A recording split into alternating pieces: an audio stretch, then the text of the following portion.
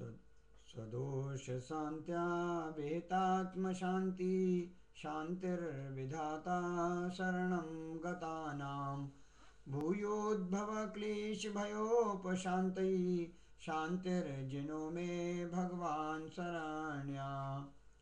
शांतनाथ भगवान को नमस्कार करके मैं doctor Sushil Jain, Mainpuri, UP, India, आपके अंदर बैठे हुए परमात्मा तत्व को प्रणाम करता हूँ। मेरा स्नेह स्वीकार करें। क्षमा के बीज को पल्लवित करने के लिए आत्मा के परिणामों में से मान की कठोरता बाहर करके अपने आत्मा को मार्दव धर्म से परिपूर्ण करके अब धर्म के तीसरे लक्षण आर्जव की चर्चा करते हैं। 10 धर्मों में तीसरा आर्जव धर्म कहाय। जो जन तजता कपट को उसके यह विकसाय रे भैया, उसके यह विकसाय। 10 धर्मों में तीसरा धर्म आर्जव कहलाता है। जो लोग कपट को छोड़ते हैं उससे आर्जव धर्म की प्राप्ति होती है। कपट की काट, ठगी को ठगने, वंचक को अवंचक बनाने, कुटिलता को कूटने, छल को छलने तथा माया से मुक्ति का नाम आर्जव है। ऋजुर भावम आर्जवम, सरलता के भाव को आर्जव कहा है। ऋजुता का भाव कहा आर्जव, मन वच और काय सरल रखना।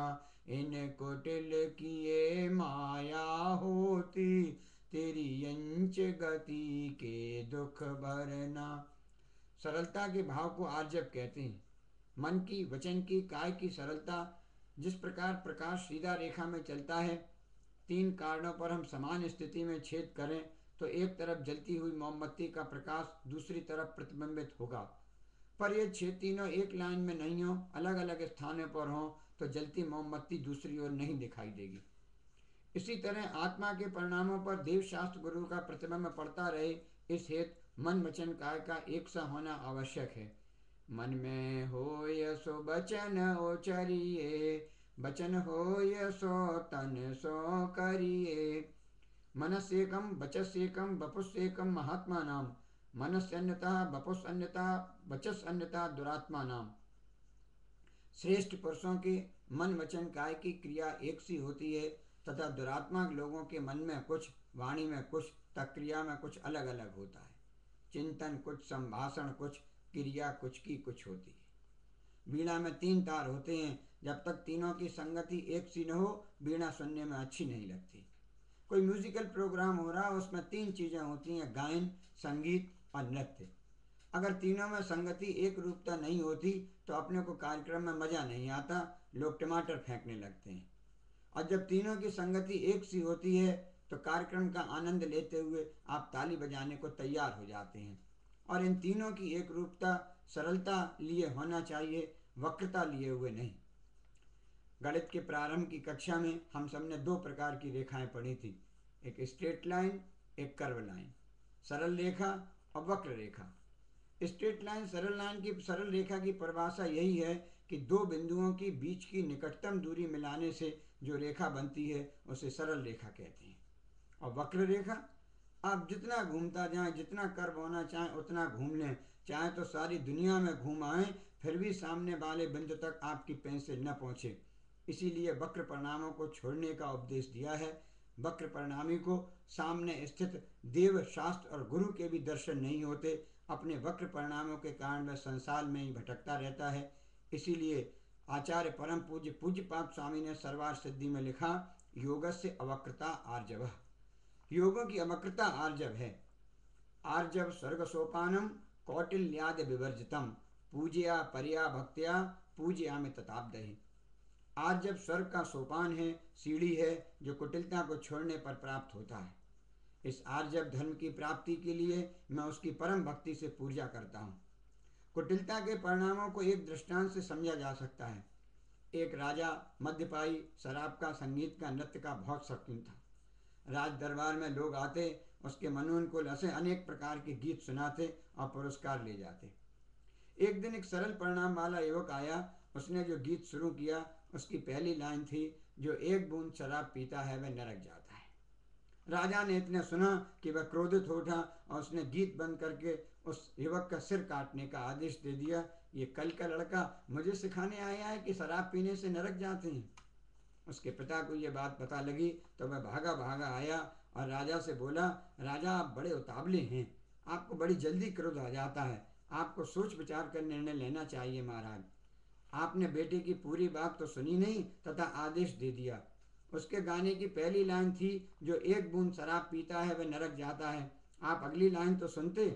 वह तो भय के कारण कांप रहा है, उसकी आवाज़ नहीं निकल रही। मैं उसकी दूसरी लाइन आपको बता देता हूँ कि जो एक बूंद शराब पीता है वह नरक जाता है, और अगली लाइन है, जो एक बोतल शराब पीता है वह स्वर्ग जाता है। और महाराज आप तो एक बोतल नहीं, आप तो 10 बोतल शराब पीते। ये है कुटिलता के परिणाम। अपने स्वार्थ के लिए बात को ही बदल देना, धर्म का अधर्म कर देना, अर्थ का अनर्थ कर देना, ये कुटिलता के परिणाम कहलाते हैं। अपने त्रय योग अचल करके रत्न त्रय निज गुण प्रगट करूं, योगों की चंचलता छूटे अपना भव भ्रमण समाप्त करूं।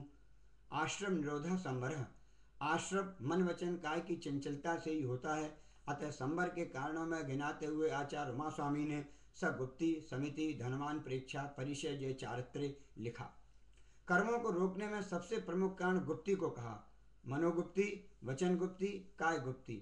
मन वचन काय का गोपन करना, शरीर की कोई क्रिया नहीं, मुंह से कोई शब्द नहीं, मन में किसी प्रकार का चिंतन नहीं, तब कर्म आना रोकते हैं।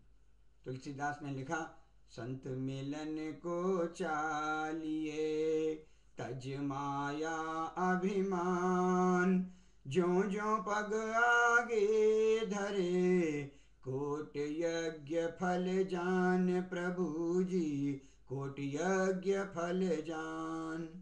भगवान गुरु महापुरुषों के शरण में मायाचारिता अहंकार को छोड़कर जाना चाहिए। ऐसा व्यक्ति ज्यों ज्यों अपने पग आगे बढ़ाता है त्यों तो उसे करोड़ों यज्ञों के पुण्य का लाभ प्राप्त होता है। जिस प्रकार टेढ़ी मयान में सीधी तलवार नहीं जा सकती, उसी प्रकार टेढ़े परिणाम वाले जीवों में सीधा धर्म भी प्रवेश नहीं करता। मोती के टेढ़े दाने में सुई का सीधा डोरा नहीं जा सकता। आचार्य लिखते हैं, संसार में रहकर कोई ये कहे कि उसने मायाचारी छोड़ दी, इससे बड़ी कोई मायाचारी नहीं। संसार में रहकर व्यक्ति को मायाचारी करनी ही पड़ती है, पर आचार्य कहते हैं जब धर्म के क्षेत्र में आओ, आत्म कल्याण में लगो, कम से कम तब तो मायाचारी न करो। सांप देखा है कैसे चलता है, वक्र गति से चलता है, यूं यूं यूं, और जब अपने बिल में प्रवेश करता है तो फिर वक्र गति से प्रवेश नहीं करता, वहां तो सीधी गति से ही प्रवेश होता है। आचार्य कहते हैं संसार में रहो तो भले ही वक्र परिणामों की मजबूरी हो, पर जब अपने क्षेत्र में अपने धर्म में मुक्ति मार्ग में लगो तो सरल परिणामों से ही लगो। जीव जब मुक्ति प्राप्त करता है तो मोड़े वाली गति नहीं होती। अविग्रह जीवस्य विग्रहवती च संसारणा। विग्रह गति संसारी जीवों की होती है। सिद्ध अवस्था प्राप्त करने के लिए तो सीधे परिणामों सीधी गति से ही मोक्ष प्राप्त होता है। खुद को खुद में ही देख, फिर खुद ही कहेगा कि खुदा हो गया हूँ। खुदा को पाने के लिए बाहर की नहीं, अंतस की यात्रा की आवश्यकता है। अतः सदैव आत्म परिणामों की ओर दृष्टिपात करनी चाहिए। उत्तम आर्जव कपट मिटावे, दुर्गत त्याग सुगति उपजावे।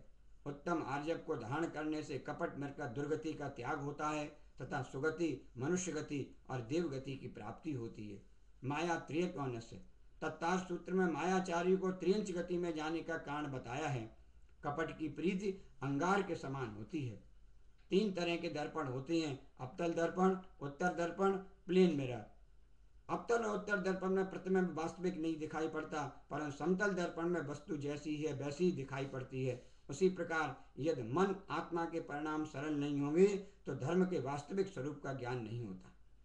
आर्जव परिणामों की चर्चा हुआ शास्त्र कहते हैं, नहीं लहे लक्ष्मी अधिक छल कर कर्म बंध विशेष था।